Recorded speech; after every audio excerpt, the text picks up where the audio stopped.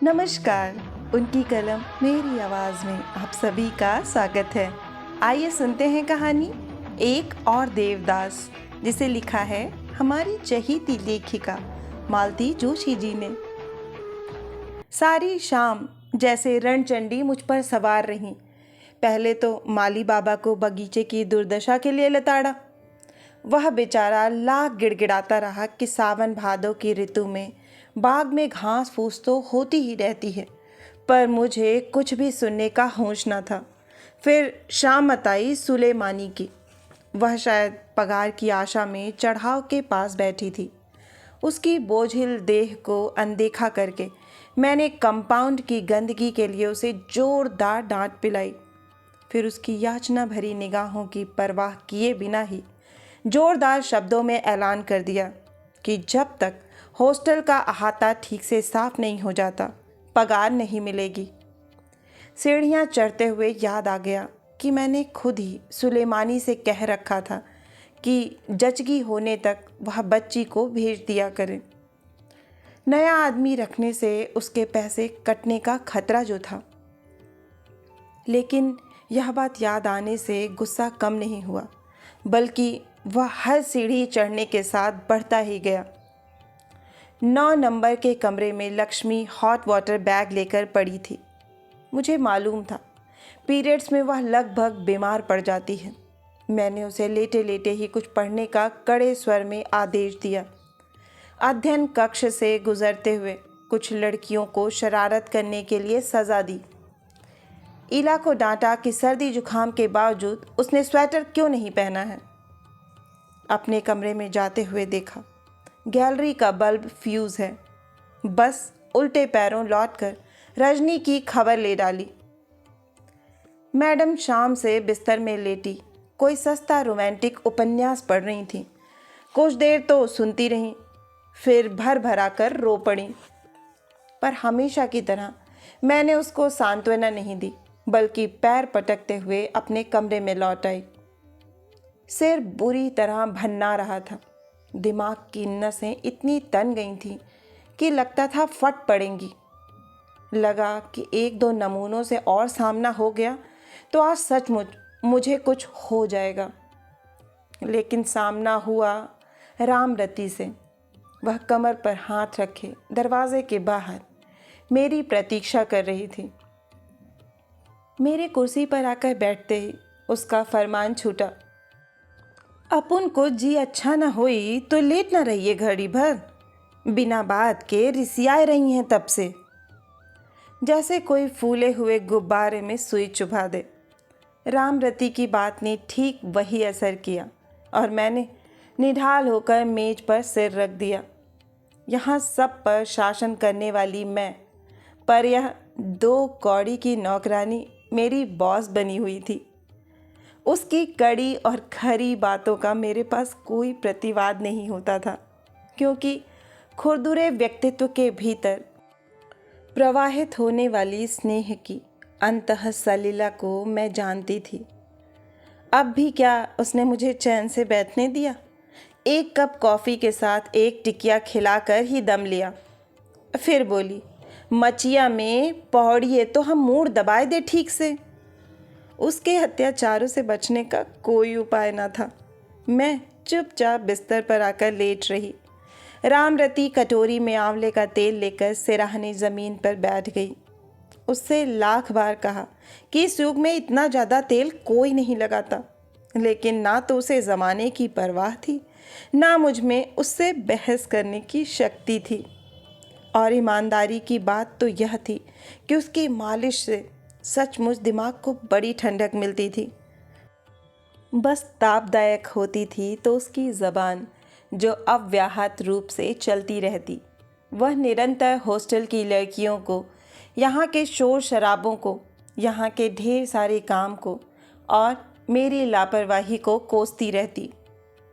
धीरे धीरे उसकी उंगलियों का जादू मुझ पर छाने लगा और उसका कर्कश स्वर दूर दूर होता चला गया। कब आंख लग गई पता ही नहीं चला। नींद जब खुली तो रात के 9 बज रहे थे। मुझे चादर उड़ाकर रामरती इधर उधर हो गई थी। फिर भी मैंने उठने का खतरा मोल नहीं लिया। चुपचाप लेटी रही। शाम की सारी घटनाएं याद आने लगी। उन लोगों के करुण चेहरे आंखों के आगे घूम गए जिन्हें मैंने बिना बात डांट दिया था। अपने ऊपर बड़ी ग्लानि हो आई। पता नहीं सबने मेरे बारे में क्या सोचा होगा। क्या रामरती की तरह वे भी समझ गए होंगे कि मेरा जी अच्छा नहीं है? क्या हो गया था मेरे जी को? दोपहर तक तो अच्छी भली थी। सुबह लड़कियों को गुड्डी दिखाने ले गई थी। दोपहर को रजनी के साथ ब्लू बेल्स में खाना खिलाया था। तीसरे पहर रामरती के हाथ की बढ़िया कॉफ़ी पीकर पिछले महीने का हिसाब देख रही थी। तभी मैडम प्रिंसिपल का बुलावा आया। इतनी कोफ्त हुई थी। एक तो जुलाई महीने का हिसाब वैसे ही गड़बड़ रहता है। सुबह 5 लड़कियां होती हैं तो शाम के खाने तक 15 हो जाती हैं। फिर दूसरे दिन पता चलता है 2 लड़कियां हॉस्टल छोड़ रही हैं। उनके डिपॉजिट को एडजस्ट करते करते दम फूल जाता है। बड़ी मुश्किल से मन को एकाग्र कर पाई थी कि ये समन आ गया।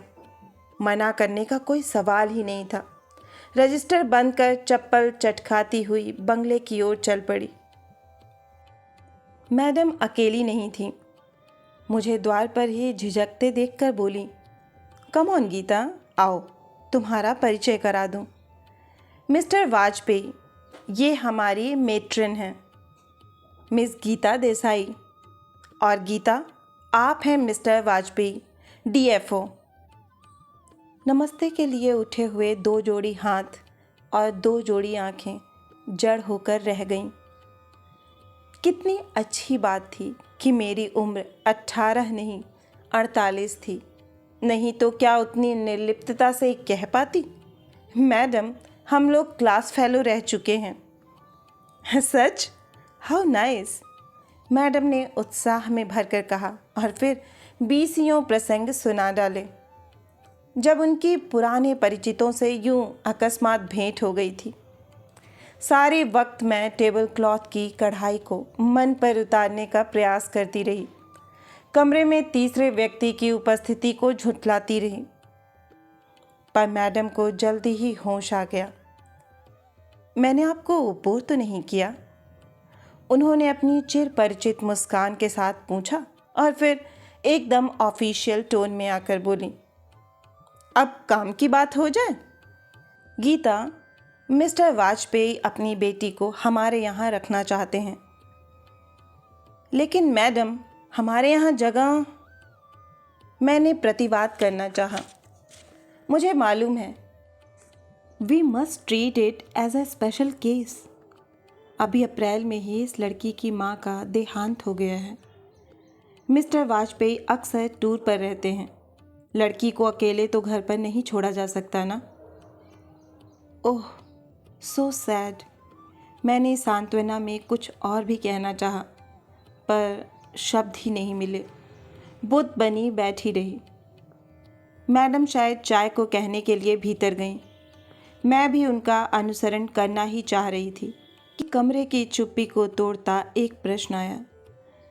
गीता, आज कितने अरसे के बाद मिले हैं ना हम लोग? 19 वर्ष बाद, मैंने क्लर्की लहजे में जवाब दिया। तुम ज़रा भी नहीं बदली। बदलना मेरा स्वभाव भी नहीं है। मैं लेकिन एकदम बूढ़ा लग उठा हूँ ना? तुमने एकदम पहचान लिया, यही आश्चर्य है। एक बार अच्छी तरह पहचान लेने पर सहसा भूल नहीं पाती मैं। इस बार गहरी चुप्पी। फिर थरथराता प्रश्न आया, अब तक नाराज हो? अब मैं किसी से नाराज नहीं होती, मैंने ठंडे स्वर में जवाब दिया। लंगड़ाकर चलने वाली बातचीत वहीं रुक गई। डीएफओ वाली मुद्रा बनाकर उसने टाइम्स उठा लिया। मैं फिल्म फेयर के पन्ने पलटने लगी। मैडम किचन से लौटी तब हम दोनों इसी तरह शिष्ट संयत नज़र आ रहे थे। चाय के बाद फॉर्म भरने का कार्यक्रम प्रारंभ हुआ। नाम कुमारी बांसुरी वाजपेयी। पिता का नाम प्रकाश नारायण वाजपेयी। कागज पर खरखराने वाली कलम जैसे मेरे कलेजे को चीरती चली गई। उन दिनों की याद हो आई जब यही नाम प्रकाश स्तंभ की तरह जीवन सागर के तट पर खड़ा था। इन्हीं अक्षरों में लिखे अनगिनत पत्र आज भी रेशमी रुमाल में बंधे संदूक की तलहटी में पड़े हैं। कितनी बार रातों को रामरती की आंख बचाकर उनका पारायण किया है। ये पत्र उन्हीं हाथों के लिखे हुए थे जो कभी मेरे लिए आकाश के सितारे तोड़ लाने का दम भरते थे। आज वही हाथ लड़की के लिए एडमिशन फॉर्म, अभी आप ये 250 डिपॉजिट कर लीजिएगा, बिल आने पर हम लोग देख लेंगे, मुझसे कहा जा रहा था। मैंने स्वप्निल गीता को परे ढकेल दिया और एक चुस्त मैट्रिन की तरह रसीद लिखने बैठ गई। सारी औपचारिकताओं के बाद मेहमान विदा लेने को हुए। उन्हें बाहर तक छोड़ आने का भार मुझ पर सौंपा गया। गाड़ी में बैठते हुए उसने कहा, मैं बसु के लिए बहुत चिंतित था। मेरा हेडक्वार्टर भी यहाँ नहीं है, कोई लोकल गार्जियन भी नहीं दे सकता, लेकिन तुम यहाँ हो, अब मुझे कोई फिक्र नहीं रहेगी।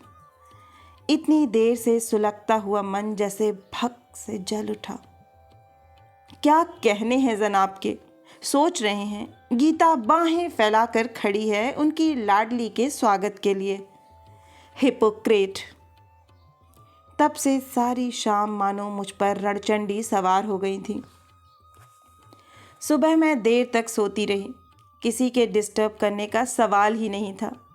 रामरती के होते यमराज भी मेरी देहरी नहीं लांघ सकते थे। लड़कियां बेचारी क्या हिम्मत करती। रजनी को बुलाकर बता दिया था कि एक नई एंट्री होने वाली है, वही सोच समझकर किसी कमरे में जगह कर दें। फॉर्म वगैरह भी मैंने उसे ही सौंप दिए। अचानक इतना बड़प्पन पाकर रजनी फूल गई। शाम की घटना से मुरझाया उसका चेहरा एकदम खिल उठा। उसका यही बच्चों का सा स्वभाव मुझे बांधे हुए था। अन्यथा काम के नाम पर वह जो भी करती थी वह सब शून्य ही था। नौकरी उसके लिए मजबूरी थी। कच्ची उम्र में वैधव्य का दाग लेकर जब वह मेरे पास आई थी तो मेरा मन पसीज उठा था।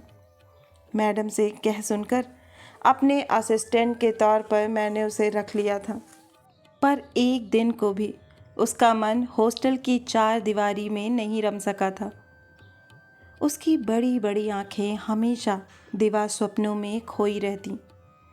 जीवन में उसे जो ना मिल सका उसे वह रूमानी उपन्यासों या चलचित्रों में ढूंढा करती। इसी कारण मुझे उस पर प्यार भी आ जाता था। इसी बात पर वह मेरी डांट भी खाया करती थी। रजनी को विदा कर मैंने फिर सो जाने का नाटक किया, पर लगा जैसे सारी संवेदनाएं किसी अनाम बिंदु पर एकत्रित हो रही हैं। मैं खुद समझ नहीं पा रही थी कि मुझे क्या हो रहा है। तभी गेट पर वह हॉर्न सुनाई दिया। मस्तिष्क का तनाव एकदम कम हुआ जा रहा था। मुझे अपने ऊपर क्रोध भी हुआ और आश्चर्य भी। एक ही दिन में मैं उस हॉर्न को पहचानने लगी थी। इनडिफरेंट होने का इतना बड़ा नाटक रचकर भी अनजाने में केवल उसकी प्रतीक्षा ही कर रही थी। मेरे लाख विरोध करने के बावजूद मेरी कल्पना उसे गाड़ी से उतरते देख रही थी। तब से लेकर बेटी से विदा लेने के अंतिम दृश्य तक सब कुछ मैं अपने मानस पटल पर देखती रही। जब तक गाड़ी वापस नहीं चली गई मेरा मन मेरा अपना नहीं रह गया था। कमरे का एकांत जब एकदम असह्य हो उठा था तो मैं शॉल लपेटकर नीचे उतर आई। अहाते में स्कूल बस तैयार खड़ी थी और लड़कियां एक एक कर नीचे उतर रही थीं। रोज की तरह मैं सीढ़ियों के सामने वाले खंभे से टिक कर खड़ी हो गई। तब मैंने उसे देखा। सबसे पीछे वह धीरे धीरे उतर रही थी। आंखों में रुलाई के लाल डोरे अब भी थे। चेहरा म्लान था, फिर भी ऐसा लग रहा था मानो लावण्य का एक पुंज नीचे उतर रहा। आंखों में चकाचौंध भरने वाले उस रूप को देखकर ख्याल आया इसकी माँ भी इतनी ही सुंदर रही होगी। मन में एक अजीब सा विचार उठा कि परिवार ही मर्यादा और गुरुजनों की इच्छा के नाम पर उसने प्रकाश ने जो सौदा किया था वह घाटे का नहीं रहा। कितनी स्वीट है ना। रजनी के इन शब्दों से मुझे होश आया कि मैं अनिमेष नेत्रों से उस मुग्ध सौंदर्य का अनुसरण कर रही हूँ। फिर एक बार अपने ऊपर क्रोध आया। कुछ तीखी बात कहकर इस प्रशंसा को झुठलाने का प्रयास करना चाह रही थी, पर रजनी ने अवसर ही ना दिया। उसकी कमेंट्री अभी जारी थी। दीदी, आपने इसके फादर को देखा? क्या टॉप पर्सनैलिटी हैं, एकदम एक्टर जैसे लगते हैं। इतने यंग दिखते हैं, विश्वास ही नहीं होता इतनी बड़ी लड़की के पिता हैं। मैंने आहत होकर रजनी की ओर देखा, पर मेरी व्यथा से बेखबर उसकी आंखें एक स्वप्निल चमक से भर उठी थीं। पुरुष मात्र उसका वीक पॉइंट था। शादी के 3-4 महीनों में उसका स्वर्गीय पति उसके मन में अपनी अमिट याद नहीं छोड़ सका था, पर उसके मन में अपनी जाति के प्रति मोह अवश्य जगा गया था। रूढ़िवादी परिवार से विद्रोह करने का साहस जुटा पाती तो रजनी कब की दूसरी गृहस्थी बसा चुकी होती। उसकी यह कमज़ोरी मेरे लिए कभी कभी चिंता का विषय बन जाती, पर इस बार मैंने उसका बैसाखी की तरह उपयोग किया। मैट्रन होने के नाते पालकों से अक्सर सामना हो ही जाता था, पर जब भी बन पड़ा मैंने रजनी को प्रकाश से निपटने भेज दिया। फिर देर रात तक उसके मुंह से मिस्टर वाजपेयी की गुणगाथा सुनते रहने का दंड भी मुझे भुगतना पड़ता, पर उसके सामने अपना संतुलन बनाए रखने की अपेक्षा यह अधिक सरल था। वह अक्सर आता, कुछ तो हम लोगों के व्यवहार में सौजन्य और सहानुभूति का पुट था, कुछ उसे अपने पद का अभिमान था, शायद मुझसे परिचित होने का एहसास भी था। इसीलिए वह अक्सर हॉस्टल के नियमों को ताक पर रख कर ही आता। जब जी होता बेटी को 2-4 दिन के लिए लिवा जाता। रजनी से यह आशा करना व्यर्थ था कि वह उन्हें इस व्यवहार का अनौचित्य समझा सकेगी। यह कठोर कर्तव्य आखिर एक दिन मुझे ही करना पड़ा। एक शाम करीब 7 बजे ही वह आधमका। रजनी की उत्सुक आंखों को अनदेखा करके मैंने ही उसे रिसीव किया। देखिए मिस्टर वाजपेयी, मैंने छूटते ही कहा, हमारे यहाँ मिलने वालों के लिए एक खास दिन, खास समय नियत है। घर जाने के भी कुछ नियम हैं। इनमें अगर हम बार बार ढील देने लगेंगे तो हमारे अनुशासन में बड़ी गड़बड़ी आ जाएगी। देखो गीता, उसने मेरी औपचारिकता की परवाह किए बिना कहा, तुम्हें मालूम है मैं टूरिंग ड्यूटी वाला आदमी हूँ। तुम्हारे और मेरे टाइम टेबल में हमेशा फ़र्क बना ही रहेगा, इसलिए यह रूल्स और रेगुलेशन तुम मुझे मत सुनाया करो। तुम अच्छी तरह जानती हो उससे मिलने मुझे ही आना होता है। उसकी माँ होती तो मैं इतनी चिंता भी ना करता। और फिर एक तीखी हंसी के बाद बोला, माँ होती तो इस नरक जैसी रॉटन जगह में वह आती ही क्यों? इतनी खीज हो आई, पता नहीं उसके गहरे आत्मविश्वास पर, या उसकी पत्नी के उल्लेख पर, या छात्रावास की आलोचना पर मेरा मन आप में नहीं रहा। बहुत ही सख्त स्वर में मैंने जवाब दिया, I am sorry about her mother, लेकिन देखिए यहाँ जो भी आता है हर एक की अपनी प्रॉब्लम्स होती हैं, नहीं तो घर छोड़कर कोई इस नरक में नहीं आता, इसलिए नियम सबके लिए एक सा ही है। उसने विस्मित होकर, व्यथित होकर मुझे देखा, फिर एज यू प्लीज़ कहता हुआ कुर्सी से उठकर खड़ा हुआ।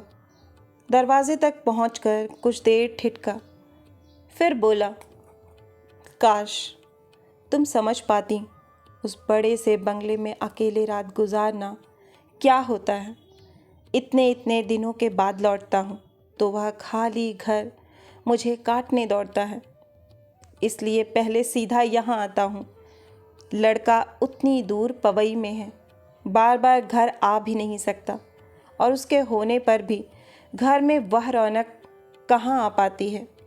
लेकिन तुम इतनी भी मेहरबानी नहीं कर सकती। ठीक है। और वह एकदम पलटकर सीढ़ियों की ओर बढ़ गया। उसके कंधे एकदम झुकाए थे और पैर मन मन भर के हो रहे थे। मैं पत्थर की मूर्ति बनी खड़ी उसे देखती रही।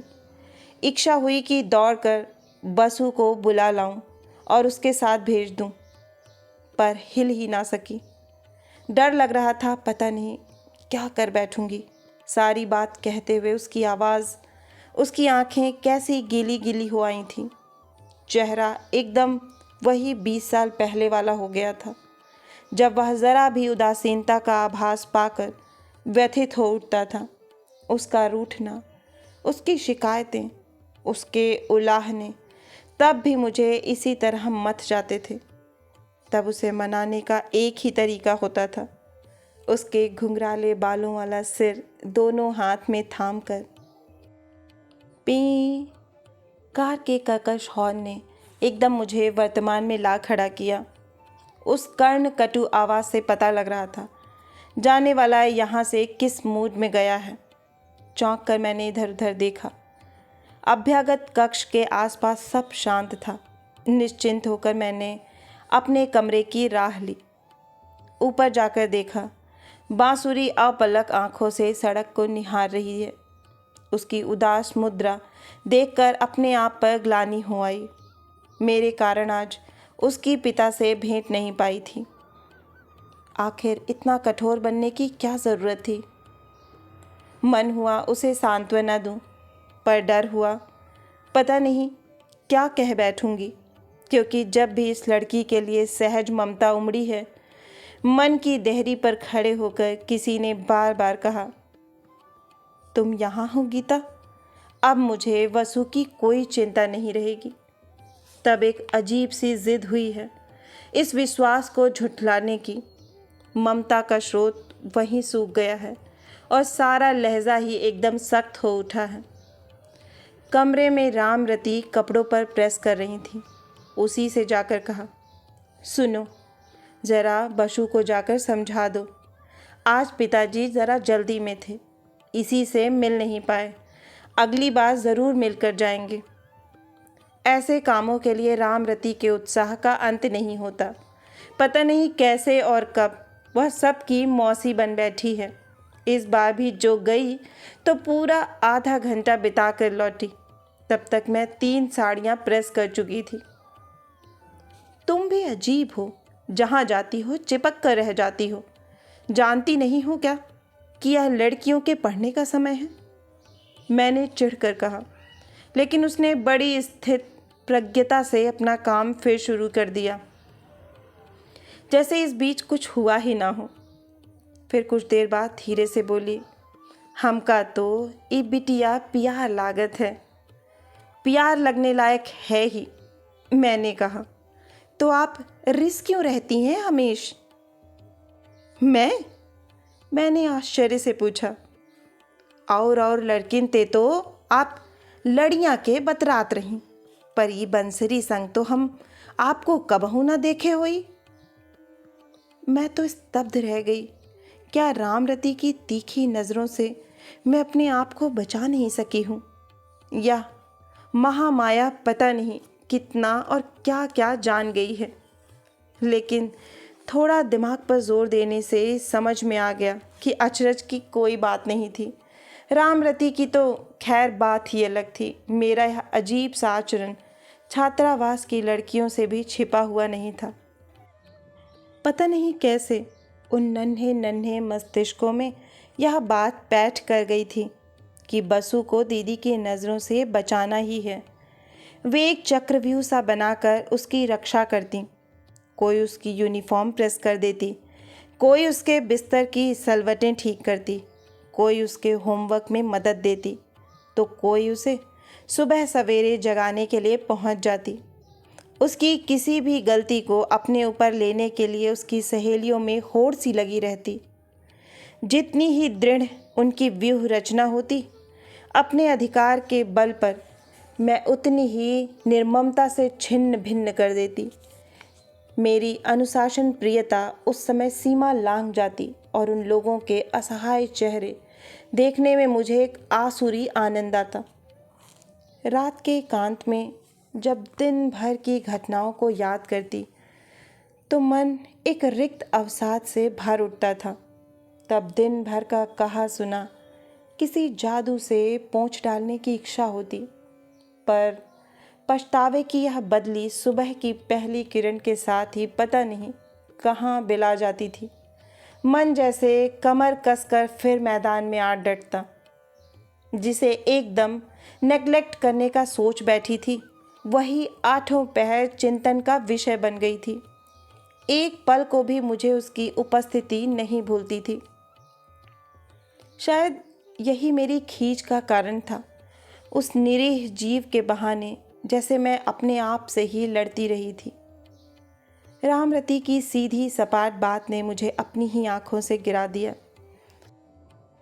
अपने कल्चर्ड व्यक्तित्व के भीतर मैंने झांक कर देखा। वहाँ एक ईर्ष्यालु, विचारहीन औरत बैठी हुई थी। सारा का सारा अवचेतन एक अनदेखी, अनजान नारी के प्रति ईर्ष्या से लबालब भरा हुआ था। यह बहुत गर्व करने लायक बात न थी।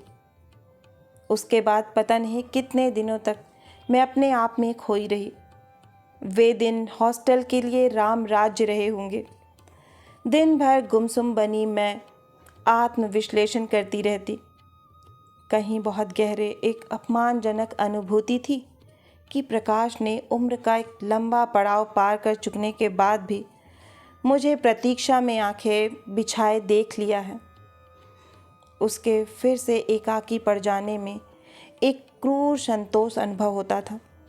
इसी अनुभूति के साथ एक पतली सी आशा की डोर भी लिपट गई थी।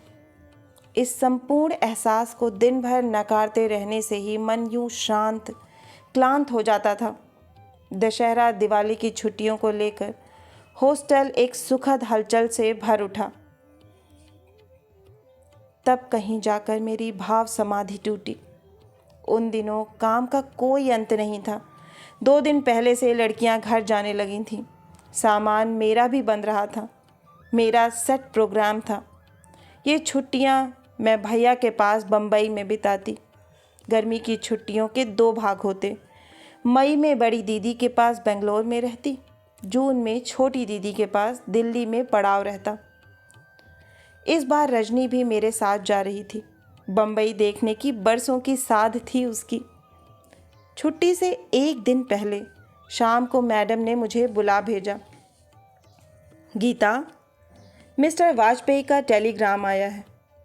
वह दशहरे के बाद ही आ सकेंगे। आई एम अफ्रेड तुम कल नहीं जा सकोगी। अच्छी मुसीबत है। इतने दिनों का जब्त किया हुआ गुस्सा उफनकर बाहर आने लगा। I am so sorry. वैसे उन्होंने अपने एक मित्र का पता भी दिया है, पर अब तक तो उसका कोई लोकल गार्जियन नहीं था। ऐसी हालत में हम लड़की को वहाँ कैसे भेज सकते हैं? मैं चुप रही। कहती भी क्या? तुम रिजर्वेशन की चिंता मत करो, उसका जिम्मा मेरा रहा, मैडम ने सांत्वना दी। सिर्फ रिजर्वेशन की ही तो बात नहीं है मैडम। भैया भाभी कितने निराश होंगे। उत्तेजना के कारण मुझसे बोला नहीं गया।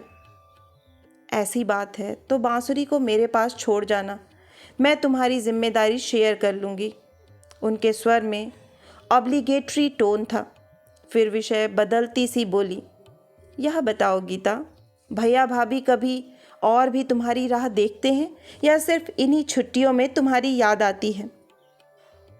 जी, मैं आपका मतलब नहीं समझी। मतलब तो बिल्कुल साफ है। ये बंधे बंधाए दिनों में बंधे बंधाए लोगों के यहाँ जाकर टिकना, क्या इसी को ज़िंदगी कहते हैं? कहीं तो कोई घर ऐसा होना चाहिए जहाँ आदमी जब चाहे जितना चाहे जाकर रहे, जहाँ अपने स्वागत के लिए भारी भरकम प्रेजेंट की कीमत ना चुकानी पड़े। जहाँ तुम। आप यह सब मुझे क्यों सुना रही हैं? मैंने घबरा कर कहा। मुझे कभी किसी घर की कमी महसूस नहीं हुई, इसलिए कि तुम्हारे पास हॉस्टल के 2 कमरे हैं जो तुम्हारे अपने हैं, लेकिन ये तुम्हारी नौकरी के साथ हैं। जिस दिन नौकरी ना रहेगी, ये भी ना रहेंगे, तब कहाँ जाओगी? कुछ सोचा है? उसके लिए तो अभी अरसा पड़ा है मैडम, अभी से क्यों परेशान हुआ जाए? मैंने पीछा छुड़ाते हुए कहा। पागल हो, जब सोचने की फुर्सत पाओगी तब बहुत देर हो चुकी होगी। गीता, माय डार्लिंग, समय रहते ही सोचना चाहिए, उन्होंने मेरे कंधे थपथपा कर कहा। मुझे तो रुलाई से छूटने लगी। मैडम इन दिनों बहुत भावुक हो चली थीं। उनका एक्सटेंशन पीरियड भी समाप्त होने को था। अपने भावी एकांतवास की कल्पना मात्र से वे घबरा उठी थीं। इसी से शायद अपनी प्रिंसिपल की कुर्सी से उतरकर वे मेरे ऊपर इतना स्नेह उड़ेल गईं। मेरे लिए उनका प्यार, उनकी चिंता नई थी। 15-16 वर्षों के लंबे समय में वे मेरे लिए अफसर नहीं रह गई थीं, बड़ी बहन बन गई थीं। इस बीच उन्होंने 20 बार मुझे समझाया था। कई बार वे मेरे लिए प्रपोजल्स लाई थीं। कई बार उन्होंने मुझे लोगों से इंट्रोड्यूस कराया था। अपना मोटा सा चश्मा लगाकर टाइम्स का मैट्रिमोनियल्स वाला पेज पढ़ना तो उनकी खास हॉबी थी। पर आज की तरह कातर उन्हें पहले कभी नहीं देखा। इसी से शायद आज वे मुझे भीतर तक मथ गईं। घर जाने की इच्छा जैसे मर ही गई। कार्यक्रम के हेर फेर की बात सुनकर रजनी पहले तो मुंह लटकाकर बैठ गई, लेकिन ज़्यादा देर तक उदास होकर बैठना उसके स्वभाव में नहीं था। उसने लोकल पेपर उठाकर सिनेमा वाला पेज अच्छी तरह देख डाला, फिर किसी सहेली के यहाँ 2 दिन रहने की परमिशन लेकर चली गई। शाम तक हॉस्टल का अहाता रिक्शों और तांगों का स्टैंड नज़र आता रहा। मोटर के तेज हॉर्न के बीच टाटा और बाय बाय की महीन आवाज़ें भी गूंजती रहीं। मैं सबको विदा करके ऊपर आई। कमरे में देखा 2 बिस्तर लग रहे हैं। यह दूसरा बिस्तर किसके लिए है रामरती? रजनी दीदी तो शहर में ही रहेंगी आज, मैंने कहा। ई तो बंसरी केन बिछौना है, सारी अटारी तो बुथा सी लागत ही, अकेली कैसे के परिये वहाँ। सच तो मैं बांसुरी की बात ही भूल गई थी। इस निशब्द हवेली में वह मेरे साथ इस कमरे में सोएगी, यह कल्पना कैसी तो लगी। वैसे यह बात नई नहीं थी, ऐसा कई बार हुआ है। कई लड़कियां हॉस्टल में एडजस्ट होने तक यहीं सोती रही हैं, पर यह लड़की, मुझे तो उसके साथ खाने की मेज़ शेयर करने में भी संकोच हो रहा था। वह भी उतनी ही सहमी हुई थी, पर रामरती के होते मुझे इतना परेशान होने की ज़रूरत नहीं थी। हमेशा की तरह संभाषण का सारा भार उसने अपने ऊपर ले लिया था। खाना तो जैसे तैसे खा ही लिया। रात लेकिन बड़ी देर तक नींद नहीं आई। सिर्फ 2 हाथ की दूरी पर उसकी बेटी लेटी है, यह एहसास ही बेचैन किए हुए था। पिछले पहर आंख लगी भी तो अजीब अजीब से सपने आते रहे।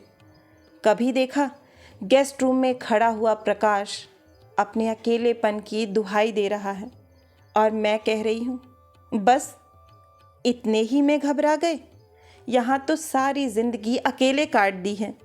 भीड़ के बीच का यह अकेलापन पूरे 19 बरस झेला है, पर मैंने तो कभी इस तरह चीख पुकार नहीं मचाई।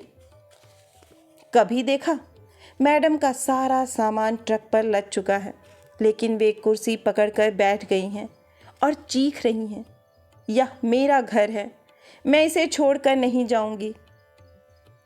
आई से गो अवे।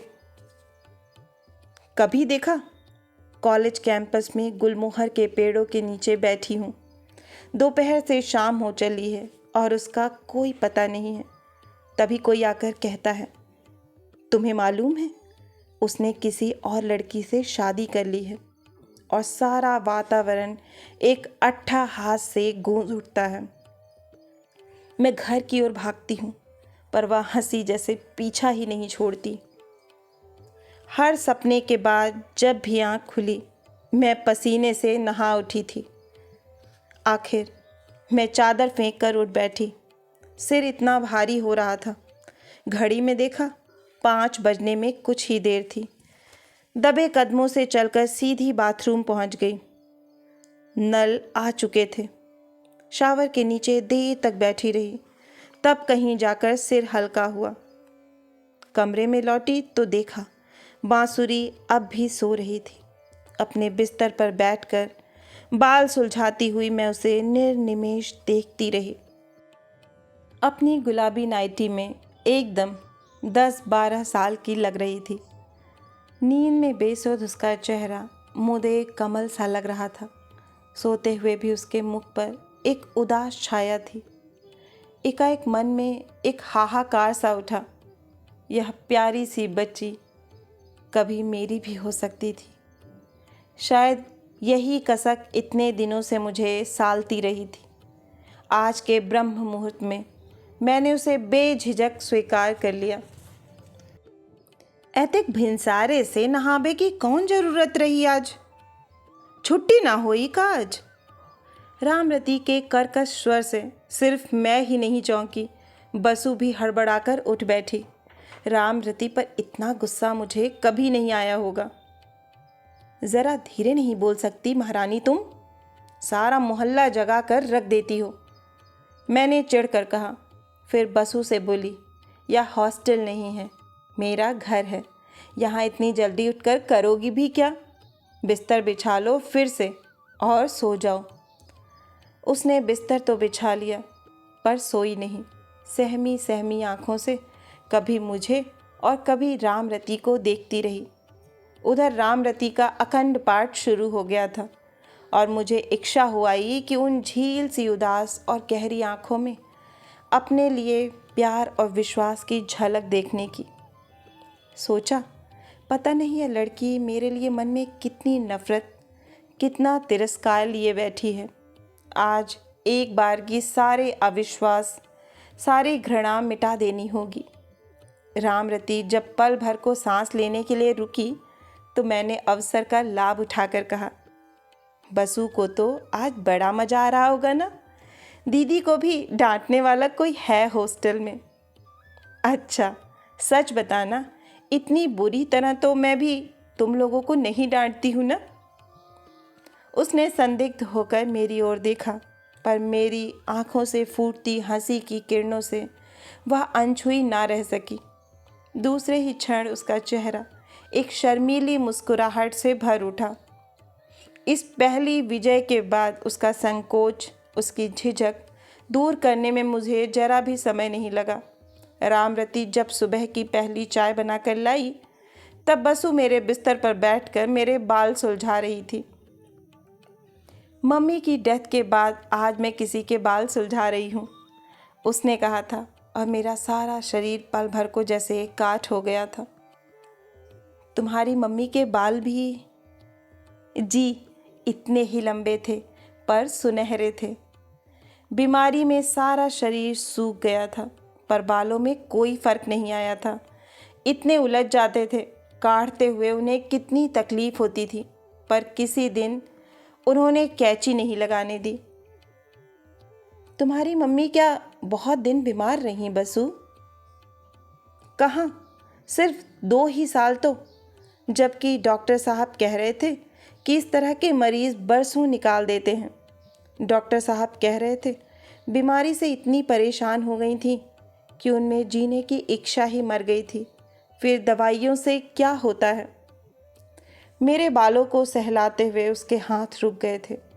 मैंने मुड़कर देखा, उसकी आंखें डबडबा आई थीं। विषय बदलने के लिए उसकी ढोड़ी उठाकर मैंने कहा, बहुत सुंदर थी ना वे, एकदम तुम्हारी तरह। उसकी गीली आंखों में एक चमक आ गई। मैं? बाप रे, मैं तो उनके सामने कार्टून ही लगती थी। मेरे पास उनकी फ़ोटो है, देखेंगी आप? वह कूदकर पलंग से उतर पड़ी। अपनी अटैची खोलकर उसने एक बड़ा सा एल्बम निकाला। इस करीने से उसे निकाला, इस अंदाज से उसे मेरी गोदी में रखा जैसे वह कोई पूजा की वस्तु हो। पहले ही पेज पर उसके माता पिता की बड़ी सी फोटो थी। बांसुरी की मम्मी बहुत सुंदर थी या नहीं, मैं निर्णय ही ना कर सकी, क्योंकि वहाँ उसके पिता के बगल में तो मैंने अपनी ही छवि देखी थी। आने वाले हर पेज पर जैसे मैं ही जाकर बैठ गई थी। हर चित्र के साथ उसकी कमेंट्री चल रही थी। झील में, पहाड़ पर, लॉन में, टेरेस पर, बच्चों के साथ, कुत्तों के साथ, मित्रों के साथ, परिवार के साथ, सब ओर मैं ही छाई हुई थी। वह मेरी ही गृहस्थी का खाका था जिसमें रंग कोई और भर गया था, और मेरा देवदास हर हाल में उतना ही खुश नज़र आ रहा था जितना यह अपनी पारो के साथ होता। कितने दिनों बाद यह नाम जहन में आया था। सेकेंड ईयर में छुट्टियों के बाद जब पहली बार क्लास में पाँव रखा था तो पारो आ गई, लॉन्ग लिव पारो के नारों से क्लास गूंज उठी थी। इतनी घबरा गई थी मैं। बाद में देखा हजरत हमारे विरह में दाढ़ी बढ़ाए, बाल बिखराए, आँखों में जागरण के लाल डोरे लिए अच्छे खासे देवदास बने बैठे हैं। तब से यही नाम चल पड़ा था। प्रकाश की शादी की बात सुनकर यही सारे लोग मुझे सांत्वना देने के लिए दौड़ पड़े थे। उनके दुख का, उनके रोष का अंत नहीं था। तब सूखी हंसी के साथ मैंने ही उन्हें समझाया था, देवदास और पारो की कहानी कभी सुखांत हुई है भला? उस जन्म में पारो ने अनचाही गृहस्थी का बोझ ढोया था। इस बार सजा देवदास को भुगतने दें। लेकिन कहाँ, ज़रा भी तो ऐसा नहीं लगा कि बोझ अनचाहा था। उसके दाम्पत्य जीवन का सारा चित्रपट मेरी आँखों के सामने था। कहीं भी तो कोई ऐसी सेंध नहीं थी जहाँ से होकर मेरी याद झांक सकती। एल्बम लौटाते हुए मन एकदम सूना सूना लग उठा था। उस खालीपन को भरने के लिए मैंने कुछ देर को अपना बचपन फिर से ओढ़ लिया। नवरात्रि के मेले में दिन भर चाट खाती फिरी, कभी बिजली के झूले का आनंद लिया, कभी पांसे फेंक कर भाग्य अजमाया, कहीं बंदूक से गुब्बारे फोड़ने की कोशिश की, कहीं भीड़ में घुसकर मौत का कुआं देखा। दशहरे के दिन दोपहर में हॉस्टल में फीस्ट ली। शाम को रावण को जलते देखा। आतिशबाजी का प्रदर्शन भी नहीं छोड़ा। 2 ही दिन में हाँफ गई मैं। शरीर और मन दोनों ही थक कर चूर हो गए। दशहरे के दूसरे दिन पिक्चर का प्रोग्राम था, पर नहीं जा सकी। रामरती को ही बसु के साथ भेज निढाल होकर पड़ रही। उनके जाने के बाद रजनी सहेली के यहाँ से लौट आई थी, पर मुझे सोया जानकर कमरे में चली गई थी। पर मैं सोई नहीं थी। 5 बजे के करीब गेट पर जब वह परिचित हॉर्न बजा था, उसे मैंने तुरंत ही सुन लिया था। चौकीदार जब खबर देने के लिए ऊपर आया, उस समय मैं नीचे जाने के लिए तैयार हो चुकी थी। नीचे जाते हुए मैंने रजनी के कमरे में झांक कर कहा, रजनी, प्लीज़ थोड़ी देर बाद नीचे चाय भिजवा सकोगी? रामरती बाहर गई है और नीचे मिस्टर वाजपेयी आए हैं। नीचे गेस्ट रूम में दोनों हाथ पीठ पर बांधे वह खड़ा कमरे की तस्वीरें देख रहा था। अरे यह क्या, अब तक खड़े हो? मैंने कुर्सी सरकाते हुए कहा।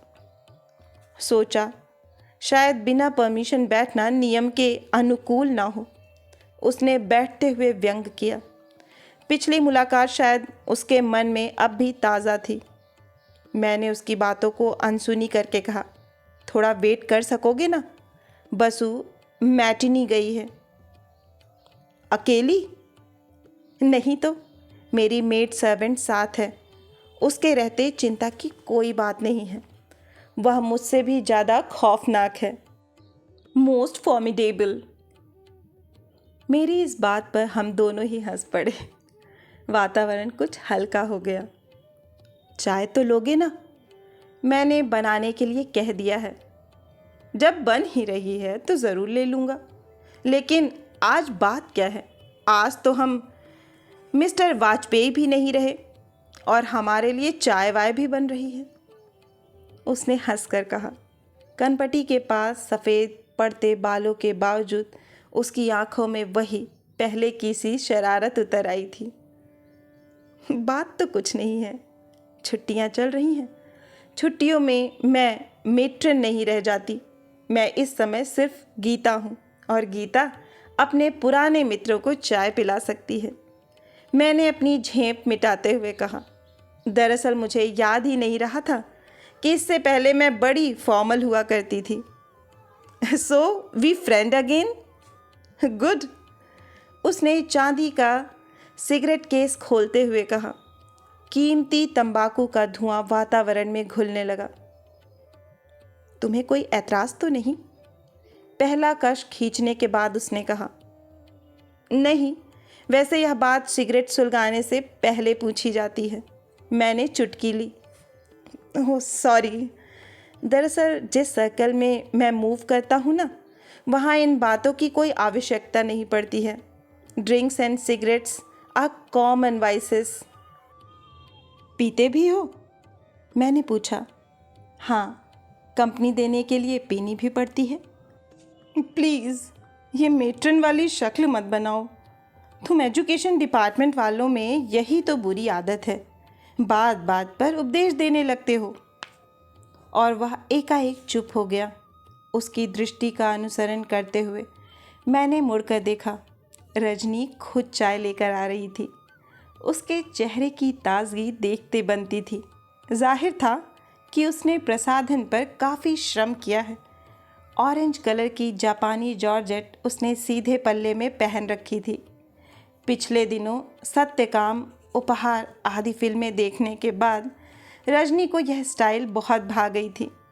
अपने छोटे लेकिन घने बाल उसने बड़ी बेतरतीबी से पीठ पर फैला रखे थे।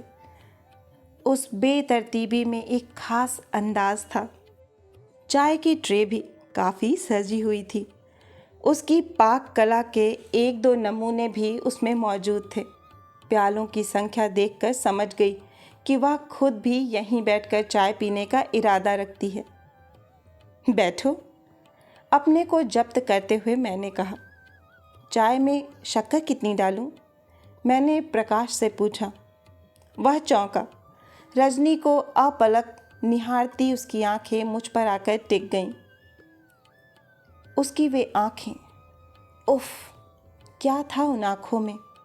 वे उस पति की आंखें नहीं थीं जो 6 महीने पहले अपनी पत्नी को चिता की सेज पर सुला चुका है। वे उस व्यक्ति की आंखें भी नहीं थीं जो 19 वर्ष बाद अपनी पूर्व प्रियतमा से मिला है। वे आंखें थीं एक पुरुष की, सिर्फ एक पुरुष की। 2 नारी शरीरों को तोलती हुई पुरुष की आंखें थीं वे।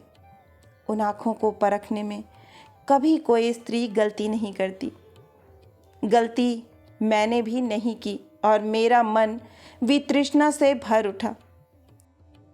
गलती रजनी ने भी नहीं की और लज्जानत होकर आंचल के छोर में उंगलियां लपेटने का नाटक वह देर तक करती रही। मैं उसके अभिनय को समझ रही थी। उसका दर्प भी मुझसे छिपा नहीं था। अपनी रूप गंध से मेरा व्यक्तित्व उपेक्षणीय बनाकर उसे बड़ा गर्व अनुभव हो रहा था। चाय की औपचारिकता को जैसे तैसे समाप्त करने के बाद मैंने कहा, बहुत बहुत थैंक्स रजनी। रामरती के हाथों की चाय लगातार पीते रहने के बाद आज की चाय तो अमृत का स्वाद दे गई। अच्छा, ऐसा करो, अब जल्दी से आकर सामान बांध डालो। मिस्टर वाजपेयी के आगमन के साथ ही हमारी यहाँ की जिम्मेदारी समाप्त हो गई है। बहुत बेमन से ही रजनी कमरा छोड़कर जा सकी। उस पागल लड़की पर मुझे तरस आ रहा था। अभी अभी किसी गाफिल क्षण में प्रकाश का जो रूप मैंने पकड़ लिया था वह बहुत ही घिनौना था। उसके बाद उसके सामने बैठना मेरे लिए भी एक यंत्रणा थी। रजनी बहुत ही प्यारी लड़की है। देखो ना, इतनी छोटी सी उम्र में ही उसे कैसा दुख झेलना पड़ा है। You know, she is window. अगर कोई अच्छा सा लड़का नज़र में हो तो बताना, मैंने उसकी था हंसी लेते हुए कहा। श्योर श्योर, उसने सिगरेट सुलगाते हुए कहा। And what about you? मतलब तुमने अपने बारे में भी कभी सोचा है? मुझे डर हुआ कि वह अपना 20 साल पुराना प्रस्ताव फिर से दोहराने जा रहा है। कम से कम इस समय मैं उसे सुनने के मूड में नहीं थी, इसलिए मैंने उत्तर दिया, मैंने अपने लिए जो रास्ता चुना है खूब सोच समझ कर ही चुना है। मेरा टेम्परामेंट बिल्कुल अलग है। यह घर गृहस्थी का झंझट मुझे कभी रास नहीं आया। सच कह रही हो? तुम जानते हो मैं झूठ कभी नहीं बोलती। उसने छुटकारे की एक लंबी सांस ली। मेरी नज़र बचा कर ही ली थी, इसलिए मैंने देखकर भी अनदेखा कर दिया। गीता, आज मन से एक बड़ा सा बोझ हट गया। कैसे? उस दिन प्रिंसिपल मैडम के बंगले पर तुम्हें पहली बार देखा, तब से बड़ा गिल्टी फील कर रहा था। सोचा था तुम्हारे साथ फिर एक अन्याय करने जा रहा हूँ। उस बार तो परिस्थितियों पर मेरा नियंत्रण ही नहीं था। इस बार जब तुम मिली तब पीछे लौटने का उपाय नहीं रह गया था। मैं समझी नहीं। मैं जनवरी में शादी करने जा रहा हूँ। क्या? मैं तो अवाक रह गई थी। प्रकाश, तुम्हें... please Gita, I am fed of criticism. I have had enough of it. What I require is a little sympathy. Give it if you can. मैं क्रिटिसाइज़ नहीं कर रही थी, मैं सिर्फ बच्चों के बारे में सोच रही थी। मैंने धीरे से कहा, हर कोई बच्चों के बारे में सोचता है। मेरे लिए सोचने के लिए जैसे कुछ है ही नहीं। बच्चों के सामने अपनी पढ़ाई है, करियर है, फ्यूचर है। मेरे पास क्या है? My life has become a vacuum. बच्चे छोटे होते तो उन्हें पालने का काम तो सिर पर होता। अब क्या है?